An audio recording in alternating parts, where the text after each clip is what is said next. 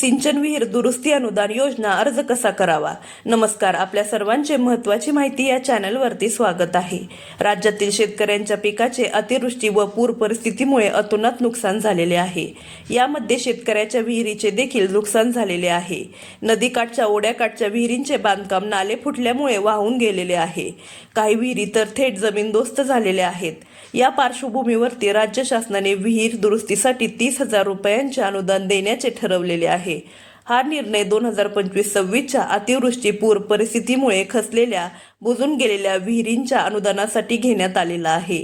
सदर योजनेची पात्रता फक्त अतिवृष्टी किंवा पूर स्थितीमुळे खचलेल्या किंवा गाळाने बुजलेल्या विहिरींचे पंचनामे झालेले शेतकरीच या योजनेसाठी पात्र असणार आहेत।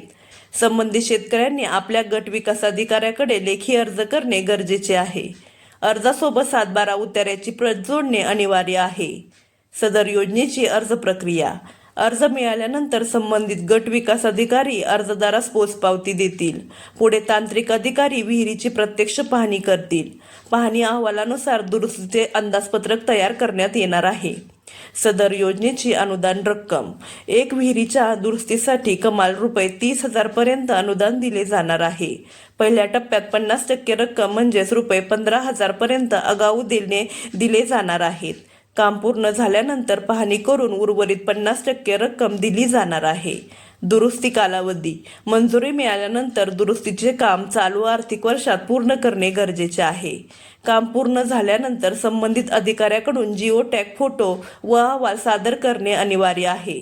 सदर योजनेची आवश्यक कागदपत्रे: अर्जदाराचा 7/12 उतारा, विहिरीचा पंचनामा अहवाल, आधार कार्ड व बँक खाते तपशील, अर्जपत्र, लेखी अर्ज, जिओ टॅग फोटो पूर्वी व नंतरचे। खालील गोष्टी समजून घ्या। शेतकऱ्याने संबंधित तालुका गट विकास अधिकारी यांच्याकडे अर्ज करावा। या लेखी अर्जाची पोचपावती शेतकऱ्यास देणे अनिवार्य आहे। अर्जासोबत विहिरीची नोंद असलेला 7/12 जोडणे गरजेचे आहे, नाहीतर अर्ज विचारात घेतला जाणार नाही।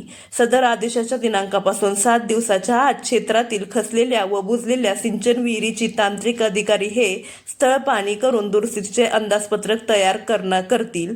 यानंतर तालुकानिहाय अहवाल जिल्हाधिकाऱ्यांना प्राप्त झाल्यानंतर ते प्रशासकीय मान्यता देऊन दुरुस्तीचे काम सुरू करण्यासाठी सूचित करतील। दरम्यान 30,000 रुपये अनुदानापैकी 15,000 रुपयाचे अनुदान हे आगाऊ स्वरूपात जिल्हाधिकारी उपलब्ध करून देतील। त्या अगोदर विहीर दुरुस्तीचे काम पूर्ण करण्याबाबत संबंधितांकडून हमीपत्र घेणे अनिवार्य राहील। दुरुस्ती केलेल्या सिंचन विहिरीचे जिओ टॅगिंग करण्यात यावे, तसेच दुरुस्तीपूर्वी व दुरुस्तीनंतरचे जिओ टॅगिंग असलेला फोटो काढण्यात यावेत, असे सांगण्यात आलेले आहे। सदर योजनेचा शासन निर्णय पाहण्यासाठी बायोमध्ये दिलेल्या लिंकवरती क्लिक करा। तसेच जर आपण पहिल्यांदाच या चॅनलवरती आला असाल तर अशाच नवनवीन व महत्त्वपूर्ण माहितीसाठी आपल्या चॅनलला सबस्क्राईब करा। धन्यवाद।